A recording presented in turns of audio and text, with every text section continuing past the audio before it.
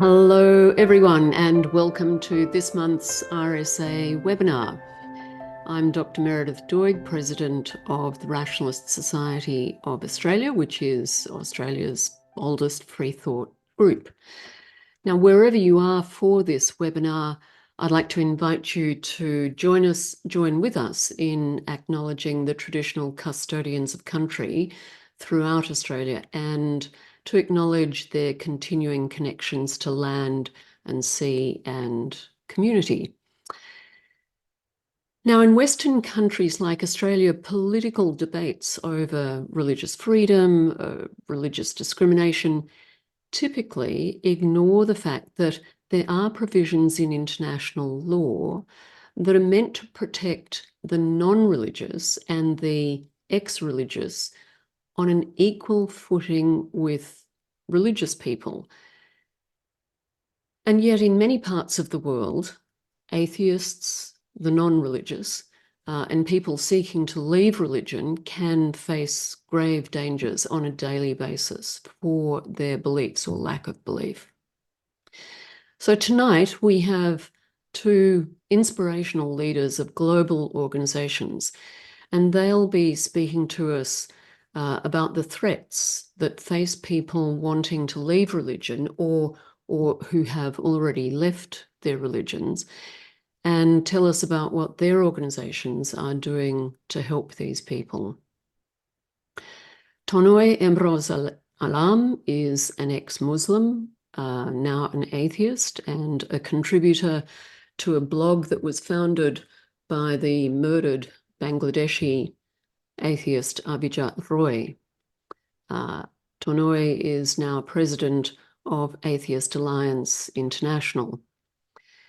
Zara is also an ex-Muslim, now an atheist, and a secular activist for women's rights. She's the founder of Faithless Hijabi, which is an international non-profit organization dedicated to empowering ex-Muslims and providing them with the help to heal and to overcome religious trauma. So Tonoy, if I can turn to you first, you're an ex-Muslim atheist originally from Bangladesh. Could you please just relate to us your journey out of Islam and then how you came to be in your current role with Atheist Alliance International? Thank you, Meredith, and welcome everyone. Thank you for hosting me today. To be honest, my journey out of Islam was quite easy in terms of family, because I come from a very moderate family. But fighting the fundamentalism is kind of like a family inheritance to me. My father is the generation of Bangladeshis that we call a golden generation. They're the freedom fighter generation. My fathers and uncles, they all went to fight for our independence. And if you know about history, Bangladesh's independence was a bloody business. It was actually probably the only war of independence where a nation went to war against a religious establishment. We wanted a secular country for Bengali people, and the Pakistanis and their collaborators in Bangladesh wanted a religious country, an Islamic religious country. When the war was over, my father and his friends, they started girls' school in our locality. After that, they established more schools, which are co-education, where boys and girls goes together. So you can understand like the type of moderate family I am from. My father, I have never seen him, although, he identified himself as Muslim. My father, I have never seen him going to the mosque to pray. So relatively easy for you, but are you still in Bangladesh? Where are you No, located? I'm living in Frankfurt, Germany right now. Oh, you're in Germany. So you're joining us from Germany. Yes, I am. Doubly welcome. I cannot be in Bangladesh. I wish I could. And why is that? So tell us about what is the situation in Bangladesh for atheists or for secular advocates these days? It's complicated. It is completely all right if you are an atheist in Bangladesh, but it is not okay if you are criticizing Muhammad. It is even okay to criticize Islam in some extent. You can do that. You could do that, but not Muhammad. That is Islam's weakness. And the Bangladeshi constitution, although it has Islam as the national religion, but it also advocates for religious freedom and equality for all. I mean, the Islam into Bangladeshi constitution was a later introduction, thanks to the Western world. This is your doing. So yeah, in Bangladesh, it's in one hand, when it comes to gender equality, women's rights, Bangladesh is one of the world leaders. The That's success is interesting. massive.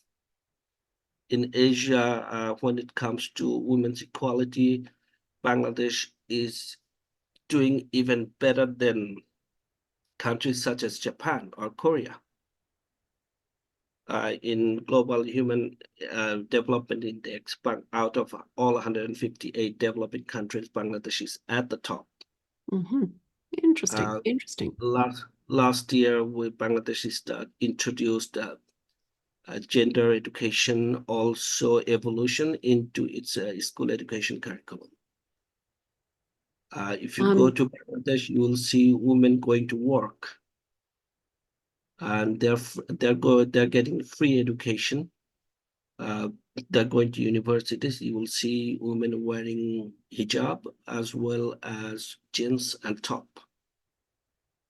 At the same time, we have Islamic population, very conservative Islam. Okay, since the beginning of Bangladesh, we had 5 to 6% very conservative Islamists. Right. So political Islam is an issue. Bangladesh is a brand of Islam. The Islam we had historically was mystic Islam, Sufi Islam.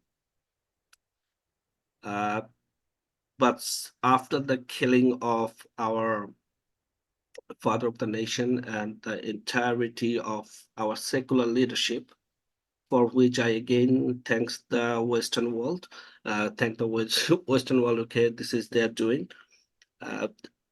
Saudi brand of Islam, Wahhabism, and Salafism was introduced into Bangladesh. And when was that? That was after 1975. Right. In 1975, the entirety of our secular leadership was killed by a coup. By what? By whom? It's a Western-backed military coup. It was. And since then, it became complicated. You see, for the government of Bangladesh, in one hand, okay, we have leadership, we have speakers, we have prime minister, we have opposition leader, all women for the last 30, 40 years. So that But field. isn't it true that there were laws introduced a number of years ago that allow authorities to prosecute or detain online bloggers, activists? Yes, like yourself? that's the complexity. I'm coming to that. Mm-hmm. So, okay, in one hand, the Bangladeshi government, they're adopting progressive policies in the education system for gender equality and in all other aspects of life. But on the other hand, their hands are tied because what we know about Islamists, I mean, if you, for Australians, it is easy if we look into Indonesia. So Indonesia is secular. The Islamists in Indonesia, probably the vote share of them, probably 5 to 10%, very similar to Bangladesh. But what happens is, how I'm going to put it, that blasphemy is a political tool for them. And this 5% people in a country of 150 million is quite big. And when blasphemy happens, the Islamists, they may not have vote share, but they have power to create turmoil and turbulence in the country, violence, what we see. And this is why, to keep the country peaceful and to maintain safety, the government has to oppress the atheist in some ways. And this is the limitation our government has. It is very easy to blame the Bangladeshi leadership for their weakness. But we should not forget that these people, they have to keep the economy going, because this is an economy of 150 million people and the progress of the country. So the atheist activists becomes collateral damage of that, of the economy. As I said, it is okay if you are an atheist. You can even openly say, I'm an atheist. If you are openly saying you are an atheist, probably you would face some type of social humiliation, but not really persecution.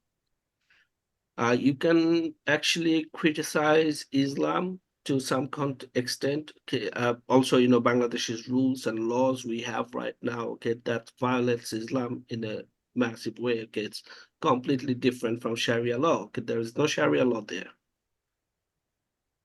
The problem is when you say something about Muhammad, that becomes problematic. Interesting. And So then it's okay to criticize Islam or aspects of Islam, but Muhammad is off limits. Muhammad is off limit. Because Muhammad is Islam's weakness. Interesting. I note that Zara has now joined us. Welcome, Zara. Hi. Hi. Sorry, I was late. I had to change That's okay. platforms. And thank you very much for joining us. And I understand you are joining us from the UK. Sweden. Sweden.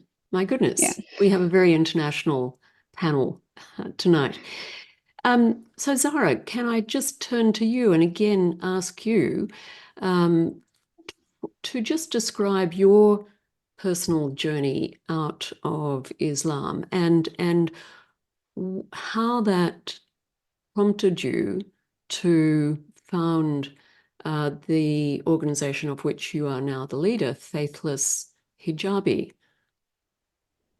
Yeah. My journey was also, I guess, quite similar to Tonoy in the sense that it was my family wasn't as strict. They were conservative in some ways, but I guess in a very different way than many ex-Muslims describe conservative or extremists. So, my family would, I was forced to pray or obliged to pray 5 times a day, wear hijab, etc. But I wasn't subjected to the kind of sexism that a lot of Muslim women do, like between their siblings. There were elements of it, but it was a bit different as well. I think what really opened up my worldview was leaving Tanzania as soon as I turned 16. I went to study outside Tanzania in Malaysia and then in Australia for a very long time. And that was quite challenging because I think that's when I had a culture shock, just knowing that, just going to Malaysia where it is Muslim majority, but I think just going to a prayer room and then seeing a woman not wear a hijab, go into the prayer room, wear, a hijab or like prayer garments for praying and then taking it off and leaving. And that small thing was just like, hang on, you can be a Muslim woman, pray, and in my opinion, that was devout Muslim and not wear a hijab. Sorry, I have a puppy who might jump into the camera, just FYI. But I think that like those little things were, I think, stepping stones to what led to kind of me realizing that I think I've been holding on to Islam because I was raised in the religion, not because I believed in the purity or the divinity of it. And it was quite, and because I left when I was very young, the religion wasn't forced onto me. So And I was can I away from ask, so you grew up in Tanzania, and yes. how did it come about that you left at 16? Did you get a scholarship or something like that? No, I think growing up in Tanzania, it's such a small world where um, I grew up through books, reading a lot of teenage books like Princess Diaries, Twilight, and just understanding that, oh, a concept of a mall with an escalator or like malls every day exist. And in Tanzania, that was rare. We do have shopping centers now, but it was small. So I think my mind was built around the idea that there is a world outside Tanzania. And I was set on applying to colleges as soon as I was 14. And when I did finally finish high school, which was 15, quite young, but I was able to leave, and my parents funded the international student fee in Malaysia. And your Um, parents were comfortable enough to allow you to travel internationally. Did they come with you initially, or did you travel by yourself?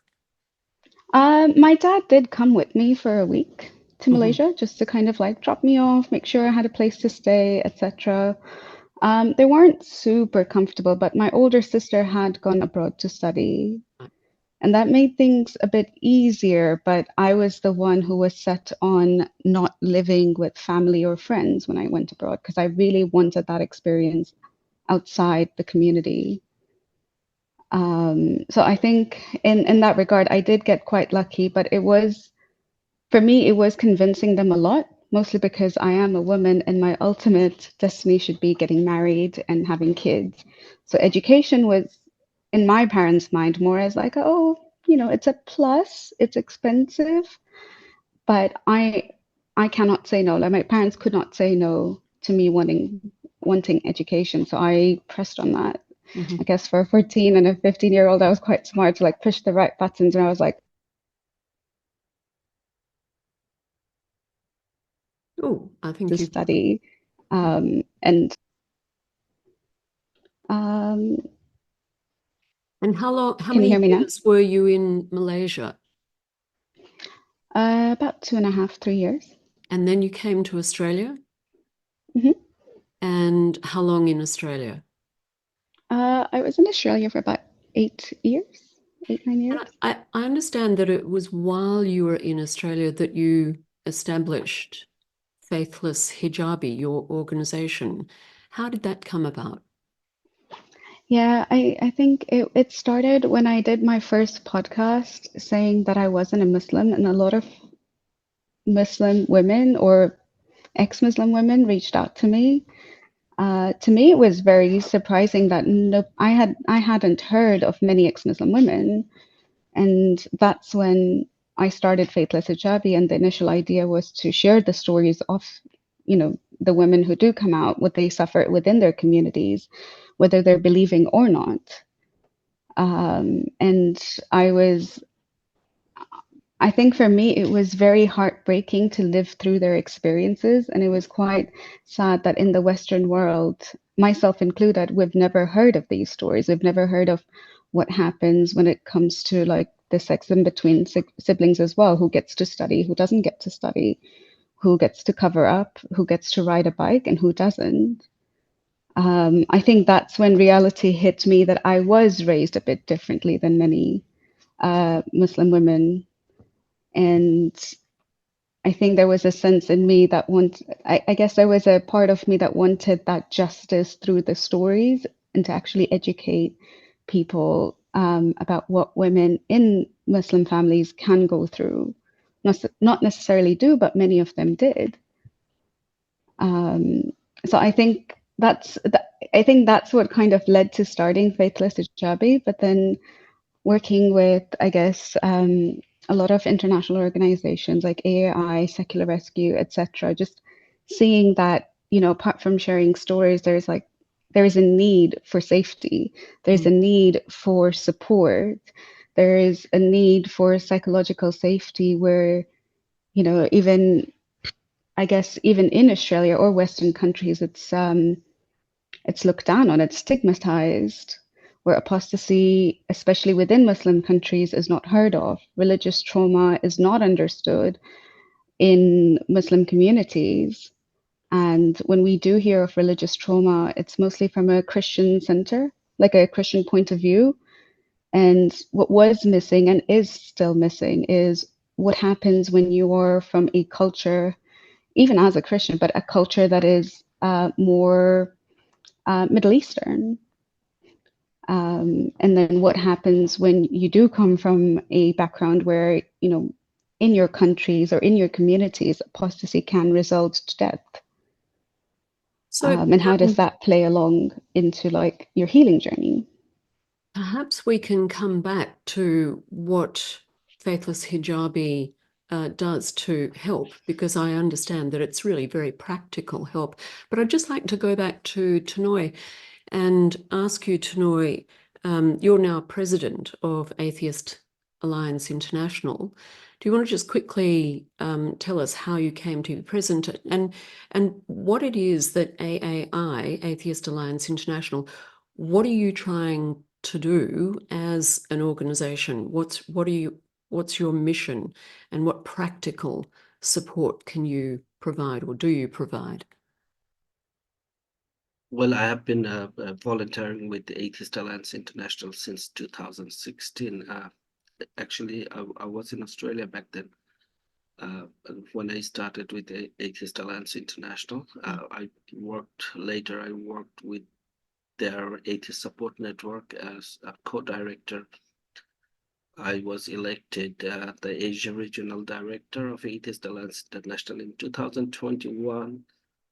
In 2023 election, I was elected at an at-large role, and Atheist Alliance International, actually, they believe they need a different type of leadership, and probably someone who comes a little strong in many sense, and that made them to elect me as the president. Atheist Alliance International, our main mission is to normalize atheism. As you know, that at the core, we all are atheists. But when it comes to organization level, we try to identify ourselves as, with many names, humanists, free thinkers, rationalists. It's probably because atheism, identifying yourself as an atheist, is a taboo. It is not seen as very polite, very normal. And Atheist Alliance International's mission is to normalize atheism. There is nothing wrong, nothing shameful being an atheist. It is our core identity, because at the very beginning, we are atheists. Then we become free thinkers, and all other levels of it comes later. At the beginning, it's atheism. And that's so when you say at the beginning it's atheism, you mean as a baby, as a child? No, I said when we deny the God, when we deny the existence of God, we become atheists. We are non-theists, we are atheists. And this is perfectly all right to be an atheist. So Atheist Alliance International, this is our mission: normalize atheism. It's not a taboo. And I think a lot of people watching this would probably agree with you, but can you talk a little bit about the practical help or the practical actions that AAI takes to try to normalize atheism? Well, we are basically supporting many affiliate organizations across the globe. It's not in the first world in that sense, because I think the battle for atheism in the OECD countries, it's almost over. It's not over, but we have progressed a lot. Our battle lies in countries in Asia, in Latin America, and in Africa. And Atheist Alliance International is supporting its member organization all across the globe.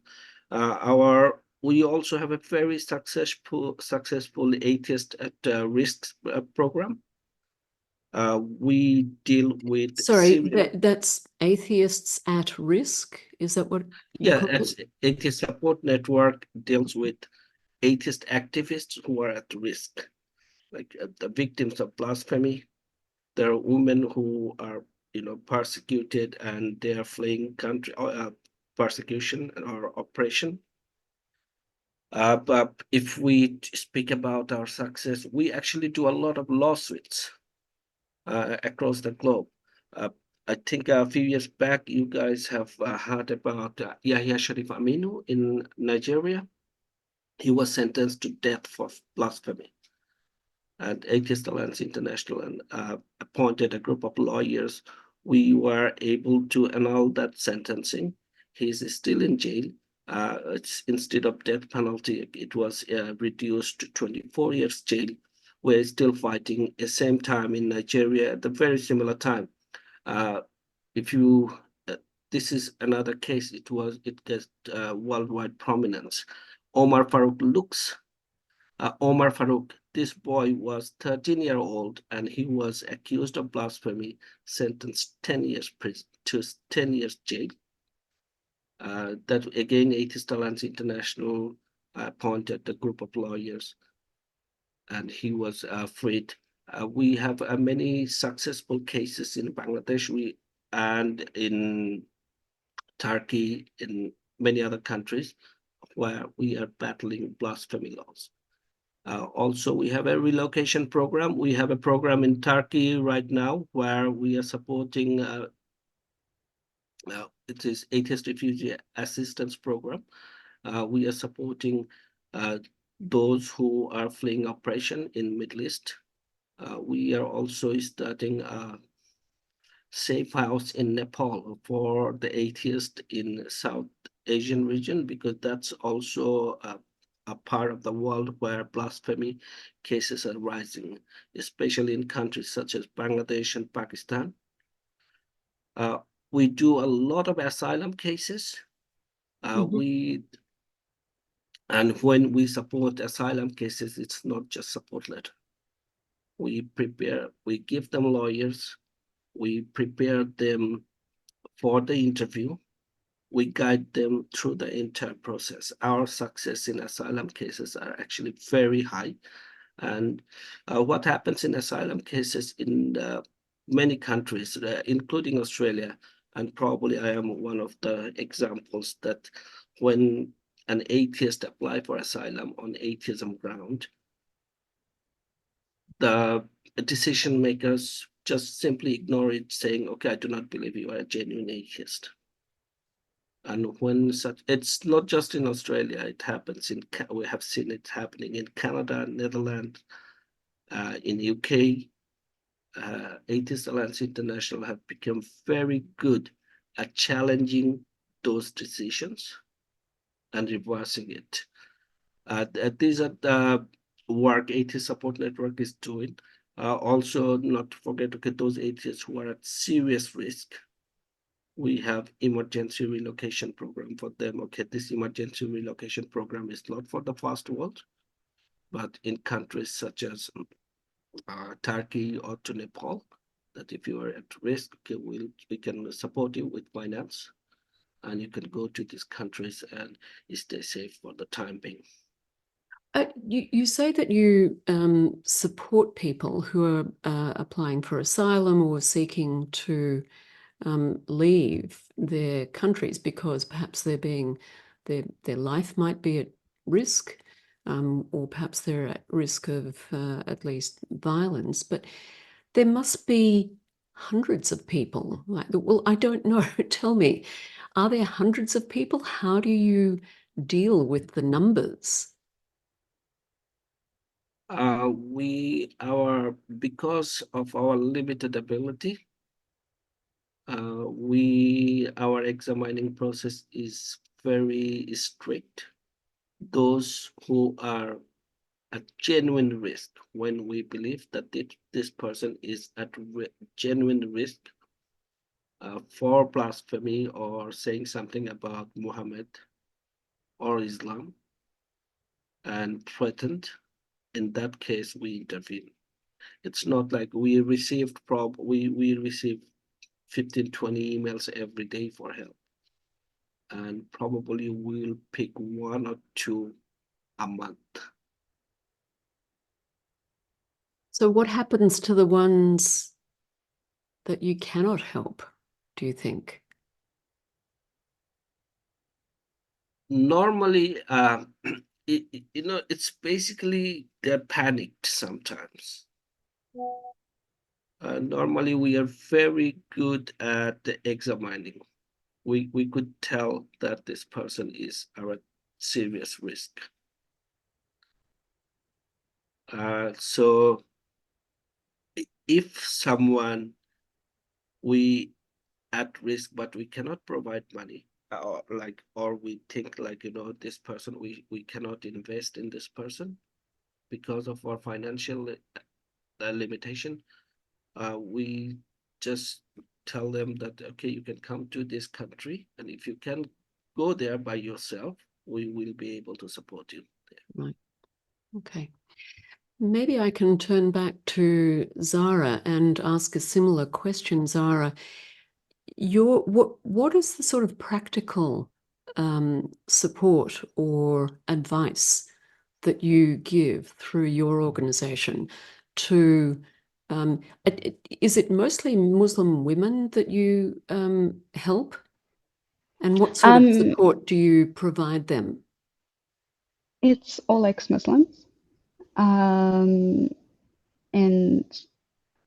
one of our programs is the mental health program, which is more established, has a clear route. If you're at risk and we have funding, we're able to support you with therapy sessions with therapists that we know have worked with ex-Muslims, know about religious trauma, or we have a clinic in Lebanon where we know that they can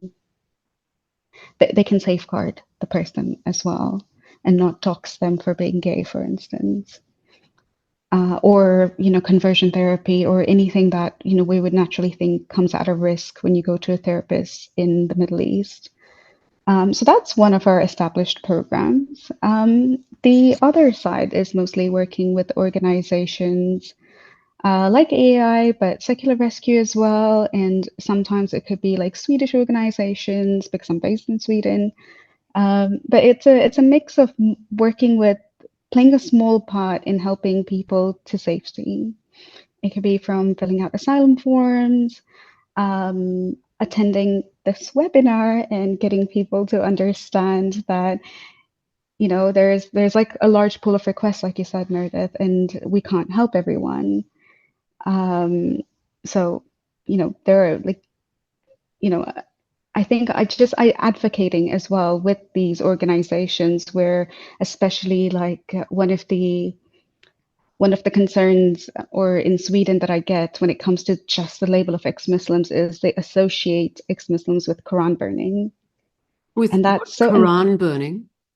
Yeah, and that's so inflammatory to all our, I guess inflammatory in the way that that's all a lot of Swedish people see us as. And that makes the support and the plight for ex-Muslims really hard to explain to many people.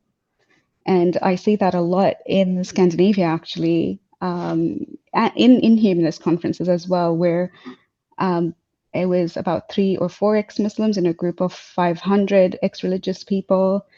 And, the only thing they could think about when they heard ex-Muslims was like, oh, you guys are very radical. And that's when I come in, like, as part of Faithless Hijabi and explain, like, there's like a range of like ex-Muslims, but the support and the primary support, like, I guess the primary baseline is we are still being persecuted. So there is an element of educating other humanist organizations and other similar organizations on, how do ex-Muslims view this thing? But also kind of, I was actually thinking while Tonoy was talking about the word atheist as well, and something that actually occurred to me was, I do feel that ex-Muslims or Muslims see the word atheist very differently than Christians. In what way? So I noticed this because in Sweden, I think this could be very applicable because it's largely non-religious Western countries.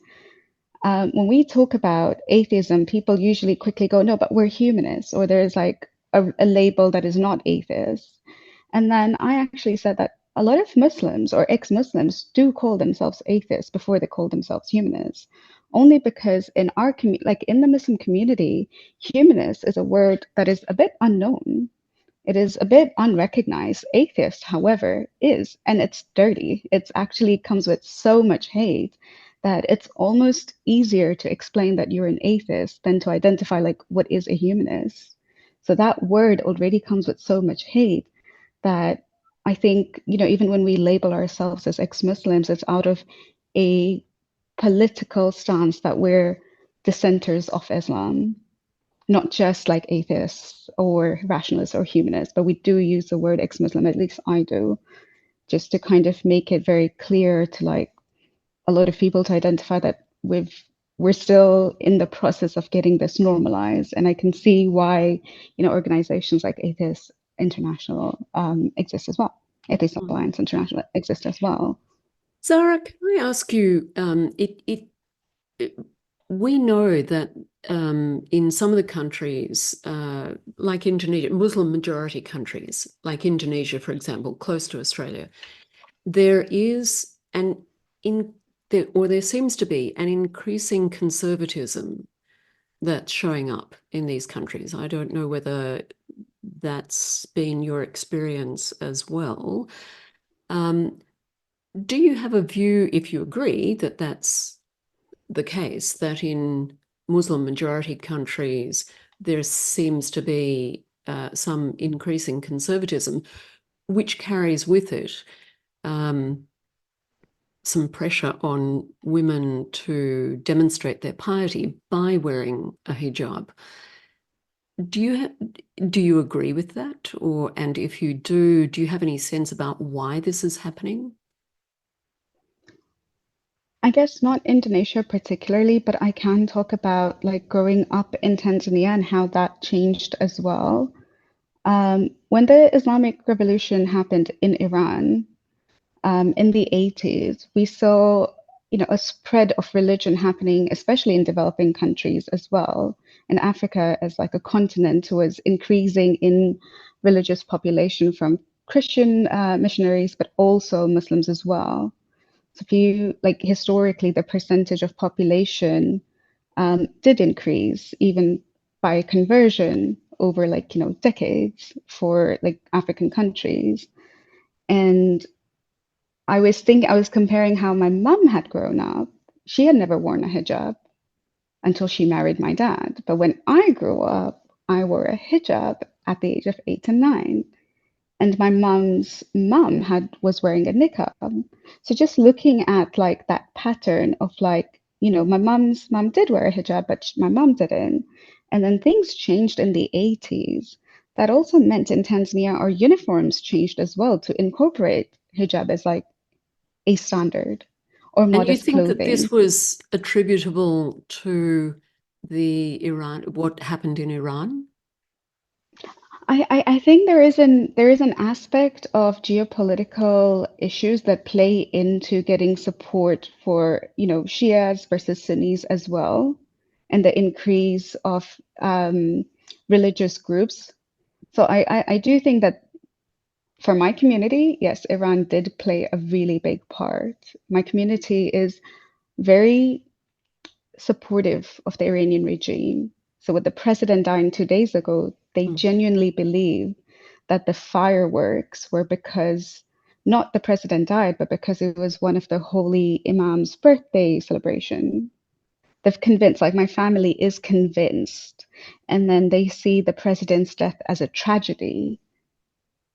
Like I look at like even how my siblings talk about it, and I'm like, oh my God, this is the common sentiment that you are like radically supporting an Islamic regime that you do not actually play a part in like ethnicity-wise, we are not Iranians.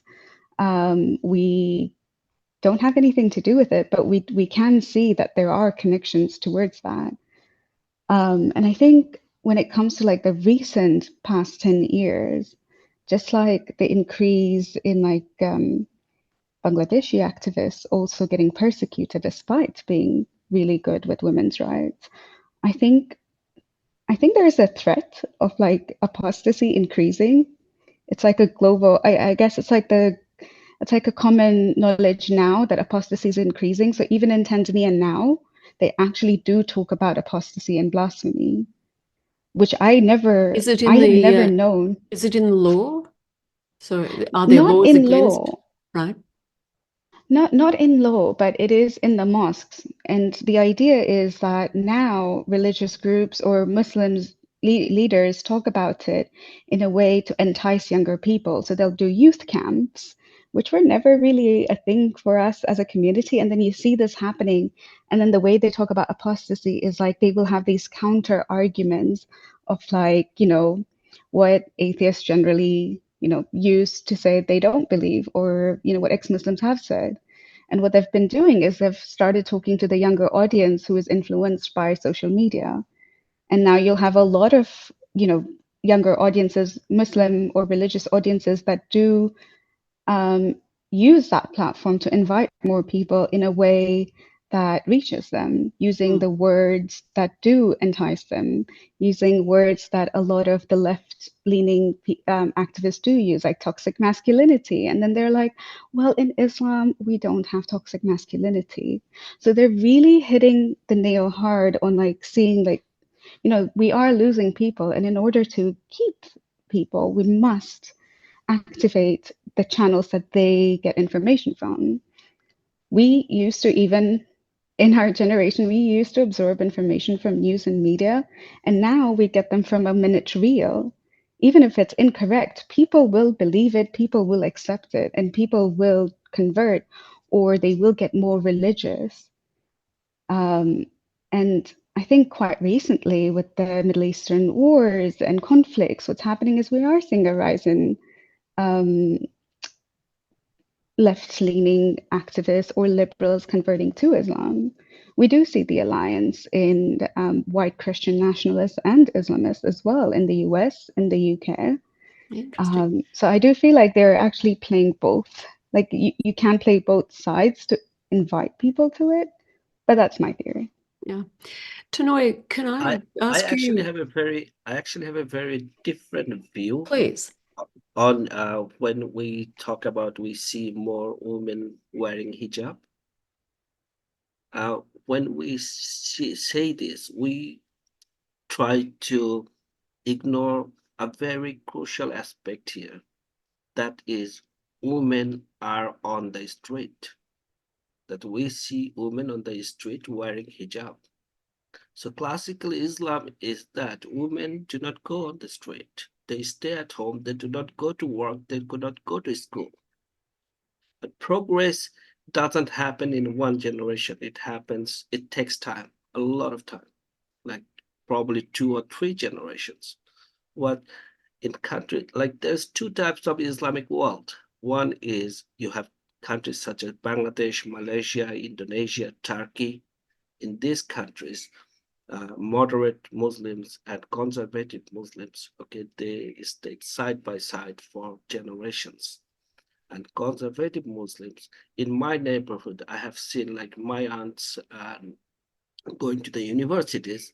At the same time, there are families where I have never seen the women of that families. They're my neighbors. And from those families now, girls are going to school, girls are going to classes, girls going to shopping malls, and they're wearing hijab. So these women who were never able to go outside the home, now they're going to work. That's why previously we have seen, you know, those who were going to school previously, okay, before them, now we see them wearing jeans and top. And this new generation, new conservative Muslim who are now going to schools, at colleges, at universities, and to work, they're wearing hijab. So this is a very good thing that in countries like Indonesia, we see women, okay, they have a symbol of oppression on their head. We understand that.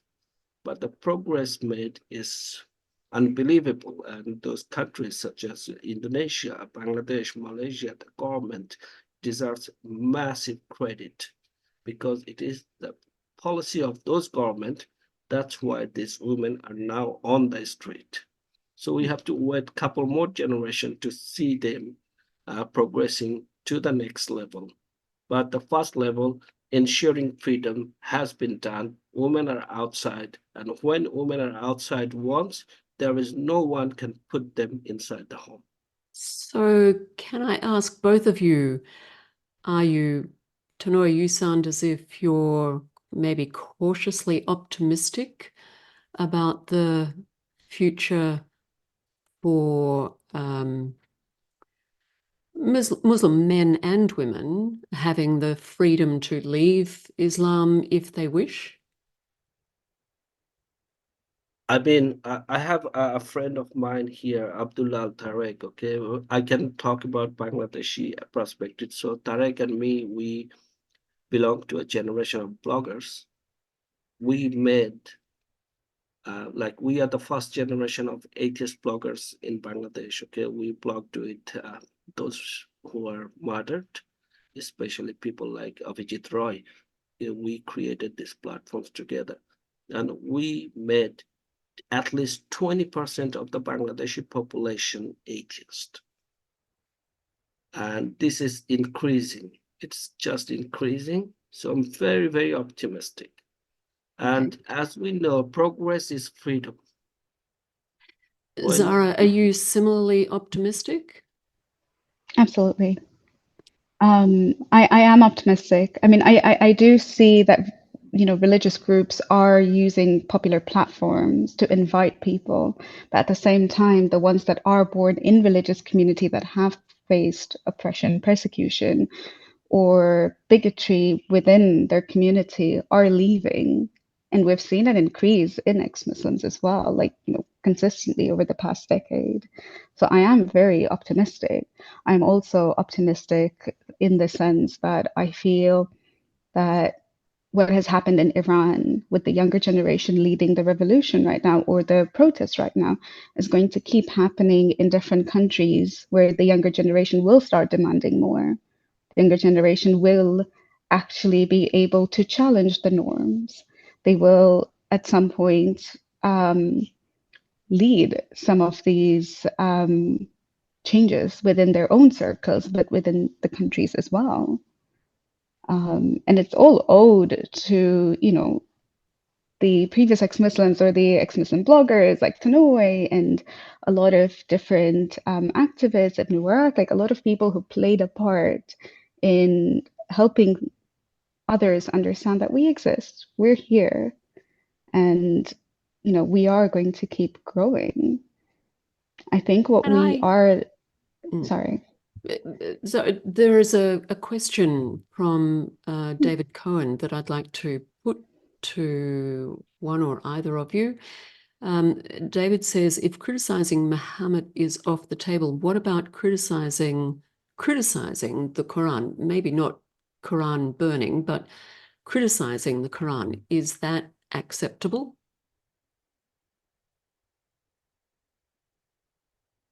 Tonoy, maybe you could answer. In Bangladeshi perspective, it is quite acceptable because I have seen many blasphemy cases happening in Bangladesh under the Digital Security Act. I didn't see any of them are booked because of criticizing Quran. Okay, and Zara, similar?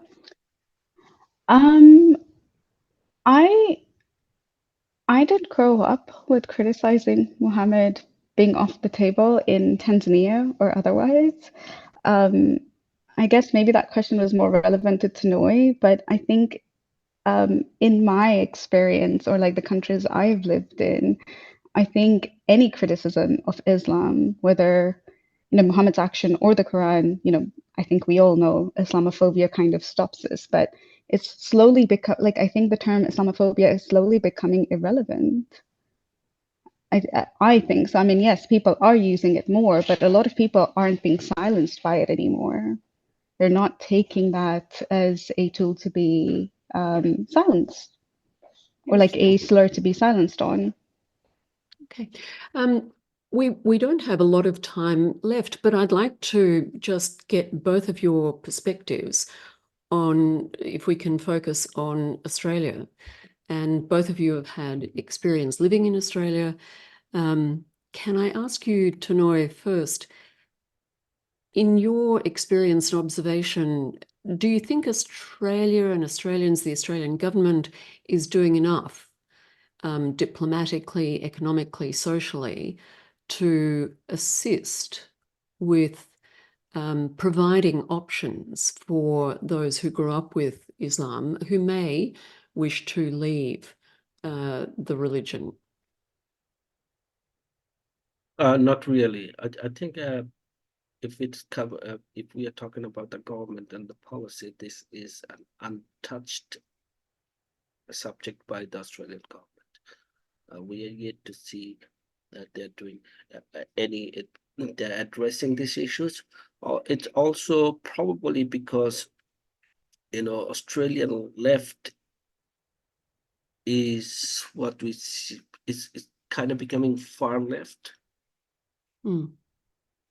And if any political side to address such issues, I believe it would be the left side of the politics. But what I see in Australian left right now, I do not think that they're going to touch it. Also, we should not forget the electoral landscape of Australia, because Australian Labor Party and cities such as Sydney and Melbourne, where they get their seats from, it's actually a formidable amount of voters are from the Islamic background. And I do not see that the Australian left is going to touch this. Tonoy, I believe that you have a colleague, Abdullah, and you would like him to say a few words. Is that right? I would love to introduce, because since I'm here, and Australians, actually, you could do so much to support people who are escaping oppression. Today, I have invited a few of the women and a few of the blasphemy cases.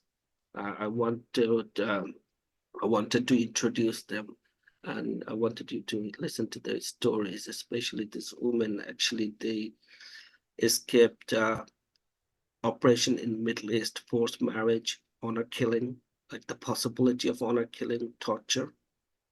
And then we have Abdullah Tarek. Tarek she's like, 10 years. He is in Nepal without a work permit, without proper living condition. And Australia has this subclass 222 global humanitarian visa. And if any Australian citizen or permanent resident or an organization just propose their name for this humanitarian visa, that would mean life to these people. So, okay, I see it. So we don't have a lot of time left, but perhaps would you like to invite those two people that you mentioned to just say a few words? This is Surur Amir, and she's escaped Middle East, a Middle Eastern country. She's in Turkey right now. Surur, can you open your camera, please? Yeah, sure. Okay, you can speak to us. So hello, my name is Surur Amr. I'm from Libya. I escaped from there in 2021. It started like I'm an artist, and it was like it's not like a kind of things you can do in my country. So I used to post only in my social media, and I got a lot of like tweets, haters, and my family saw that. Um, And when I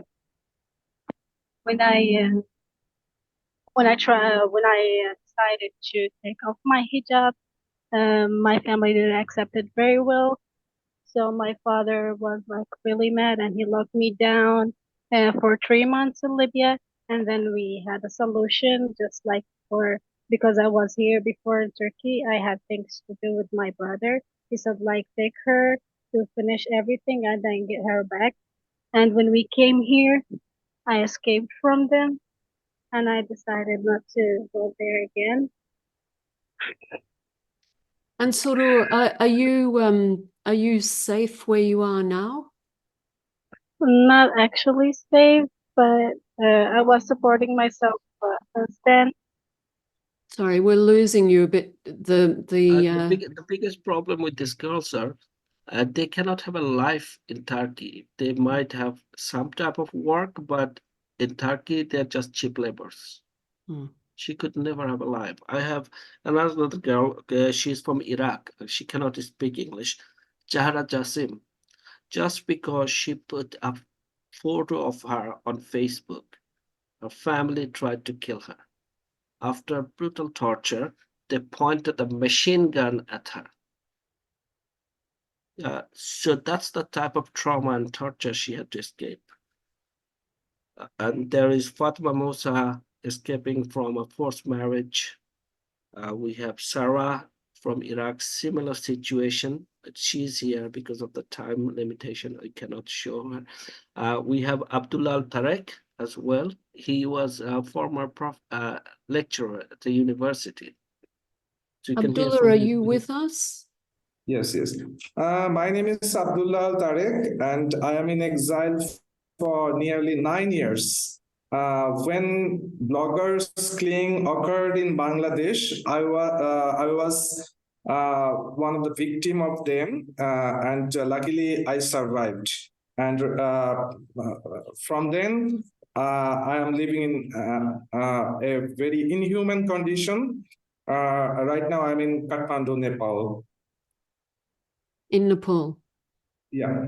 And are you safe enough in Nepal, Abdullah? No, actually, here there is no attack on me, but there is no economic security here because I have no right to do work.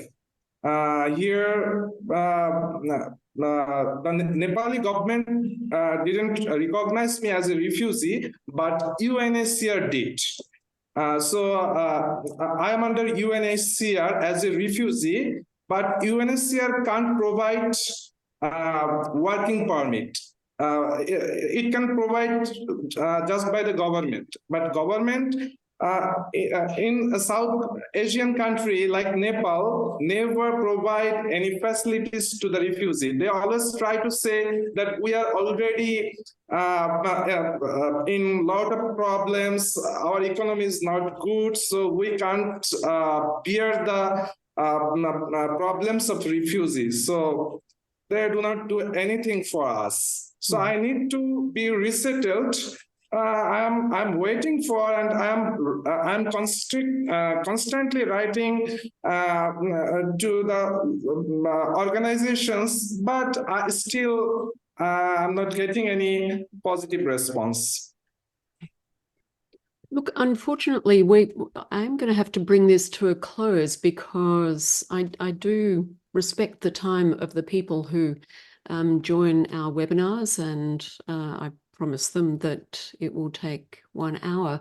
But before I do that, Tonoy, if people who are watching this webinar would like to help, presumably they could go onto the AAI website. Is there a way that they can write to you, contact you to find out how to help people like Surur or Abdullah?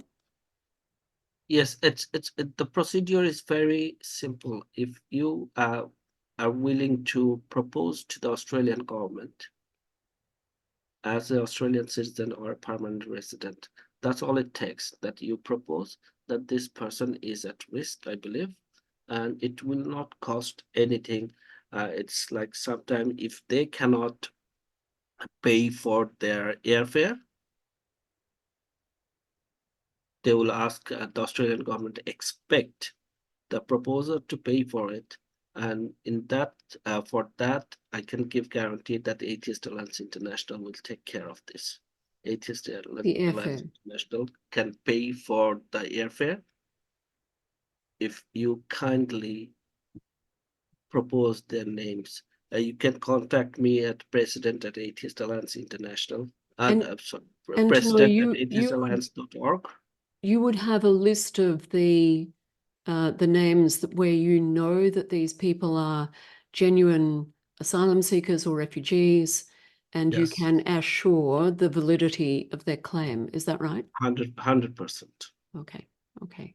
100%. Also, you can contact Rational Society of Australia, and they can pass your name to us. We'll get in touch. Okay. I was Tonoy, actually going to say, thank you. And Zara, can I just ask you, would you, because I'm so sorry that we have to finish up, but would you like to make a last comment and maybe a request for assistance, particularly those people who are interested in assisting ex-Muslim women?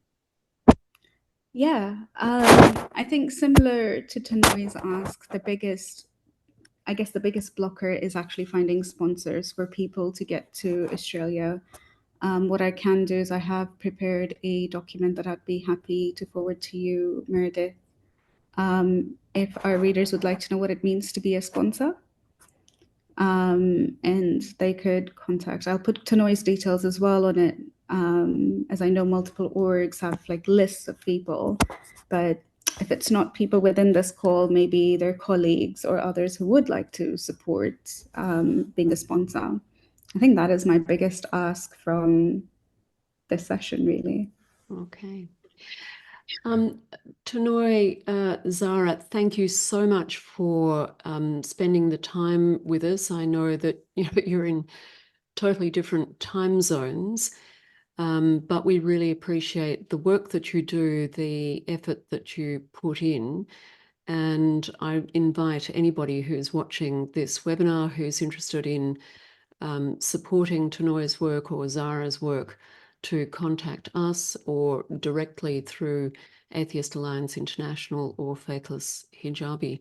But on behalf of the Rationalist Society, thank you, Tonoy, thank you, Zara, and thank you everybody for joining us for tonight. As usual, we will be placing this webinar on our YouTube channel. Please spread the word about helping people who do this invaluable work across the world, really. So with that, I will bring this to a close, and thank you again, Tonoy. Thank you, Zara. Thank you, everybody, for joining us.